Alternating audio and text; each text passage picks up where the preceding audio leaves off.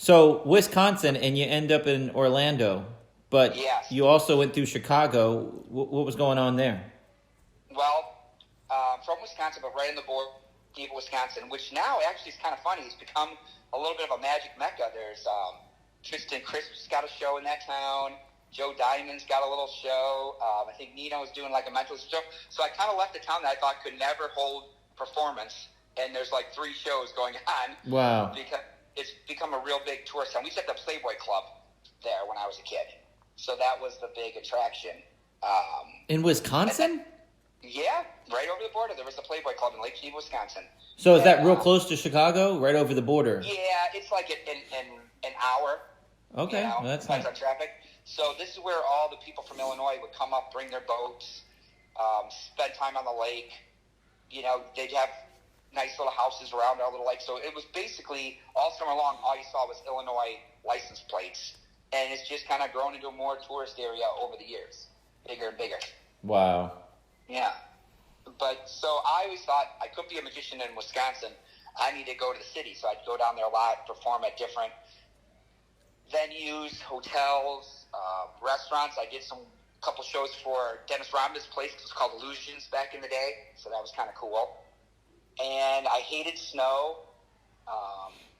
There was a ventriloquist friend of mine, Peter Hefty, and he comes up to me and goes, "Hey, I'm going to Florida to do a comedy club tour. I bet you I can get you on as the MC, and you can just do a trick in between and introduce each person. Come down to Florida with me." And again, I was hooked. Once I got down to St. Pete Beach, I'm like, this is where I want to live. I don't know why I'm dealing with the snow, you know? So the third night I was MCing, the feature act got sick, and the booker goes to my buddy Pete, "Hey, can your buddy do more time and be a feature?" "Oh, this guy's got so much time. Of course. Just have him do 30 minutes. And I go, "Pete, I don't even know if I have 30 minutes with me." He goes, "Just do a bunch of that. Say a couple bad words in between. Boom, and you'll be good." And,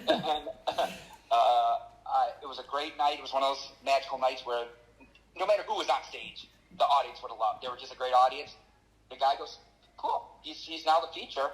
And I got, another $50 or $100 to do that. And then I was crazy. I went from MC within 3 days to a feature and never looked back. I never had to do all that time to break myself in. I just, once you're a feature, then you're a feature. You work your way into headliner. Wow. Because the guy called in sick.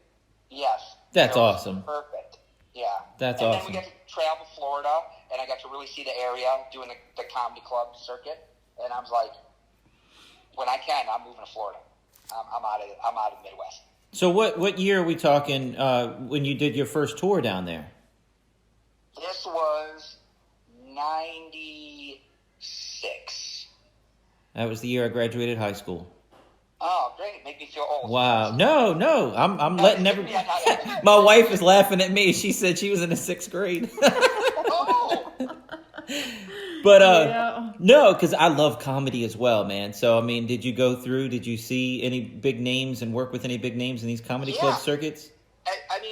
Big names as far as what I would consider big names. I opened up for J.J. Walker. That's awesome. Yeah, stuff like that. So, you're doing things like that on the road, and you're like, wow, I used to see this guy on TV, and now I'm sitting in the green room with them, So, I love that. And the comedy, I think, really helps you do other shows because you're in a different room, a smoky room, maybe everybody's drunk. You're fighting everything to be a performer. So you really get your chops traveling, doing comedy clubs. And here's what's crazy is then the same ventriloquist who's got me on this tour came to the Keys for a show. The manager of the Marriott Key Largo said to him, "Hey, you're a magician. I'd love to have a magician in-house right here." He goes, "Oh, no, I'm a ventriloquist." He goes, "Oh, I don't like those." He goes, "You don't happen to know a magician?" And he goes, "It's crazy. My buddy Eric wants to get out of the Midwest, and he's looking for a reason to move to Florida." And so the same guy ended up hooking me with this manager of the hotel, the Marriott Key Largo, and I signed a 6-month contract. I got to live on property, eat dinners on property, use all the water sports, and I got paid to do close-up magic in the restaurant 2 hours on Wednesday, 2 on Friday, 2 on Saturday, and 2 on Sunday. Dude, that's awesome. That's luck. Yeah. It was luck, and it's like living in paradise, getting paid to live at a resort and just doing close-up magic. And then he ended up moving on. Another manager came in, and another manager. We've kept flipping managers, so nobody ever told me to leave. So my 6-month contract, I just stayed there 2.5 years. Yeah, don't Nobody's leave. saying nothing. I'm not saying anything. Yeah, no kidding. That's fantastic, man. That's awesome. It'd be funny, too, because the manager would go, wait, who's that again? And everybody go, oh, it's our magician. Oh. And I would just keep walking, like, make no eye contact with the new manager. I'm like, and he lives here? Oh, yeah. Oh, okay. And nobody could figure out, like, what to do with me. Like, I guess he just lives here and works as the magician. I don't know. Yeah. That's awesome. Dude, that's one of the best show business stories I've ever heard in my life. Yeah. And all those people would come down, they'd go scuba diving, drink at night, you'd do a little close-up magic, and they'd hand you the best little, the little handshake, the nice little tips in the hand. You're like, wow, I'm getting paid, and, throwing $100 a night on my bed, in cash from people. I'm like, I don't ever want to leave. Wow. Yeah. But before you ended up doing that, was that the Bozo Super Sunday show? That's in your credits here, and I want to get to that. Tell me about your... Okay. That was before you ended up in Florida, right? Oh, yeah, that was back in the Midwest. That was like, one of the big highlights, you would say, of your day, especially back then, growing up as a kid in the Midwest. Every day, you watch Bozo, and all the magicians pretty much did it in Chicago. Everybody from Terry Evans to Chesney, anybody you could think of that's from the Chicagoland area, the Ballsters, they're all on it. So you kind of get in that loop of those guys. You're like, man, I'd really like to do the Bozo show. Oh, well, here's the name of the guy. You get a call. I think you might have sent down a big VHS tape back in the day. And he goes, great. Hey, come on down. We'll do a couple. That's when I was in my illusion phase, my Copperfield, big hair days. And would you like to be on the show? I'm like, yeah, it'd be a dream come true, And I did the fire cage. I think I did a broom suspension, and then light bulbs to a girl. The Jim Summers. Wow. Yeah. Wow. I didn't realize there was that many magicians on there. Oh, yeah. About every other week, there was a different magician. Paul Lee, I'm trying to just think of someone. Like, pretty much any magician that was a magician in Chicago made it on that show at one point or another. That's so awesome. I just used to watch the Super Sunday show, so I guess I got an abbreviated version here in Virginia. It might have been in reruns or something as well. I don't know. Probably, yeah, because it was on every morning.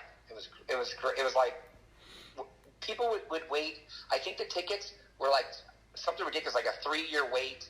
Oh my waiting goodness! list to get tickets to the show because it was that popular. Yeah, just to sit in the audience. That's amazing. Yeah, it really is. Yeah, I mean, so you got all these great credits, and I'm wanting to talk to you about Bozo Super Sunday. Sorry, man. Sorry. No, trust me. I was like so excited and so nervous, and Bozo's back there talking. He's got a Coke in his hand. He's like, all right, here's how it's going to go, blah, blah, blah, blah, blah. And then all of a sudden they go, and who's your favorite clown, Bozo? And he goes, oh, shit, that's me. And he threw the Coke in the garbage, and I'm like, I just got to see Bozo swear. This is the best of my life. Dude, that's awesome. That's so cool. You can't get better than that. Wow.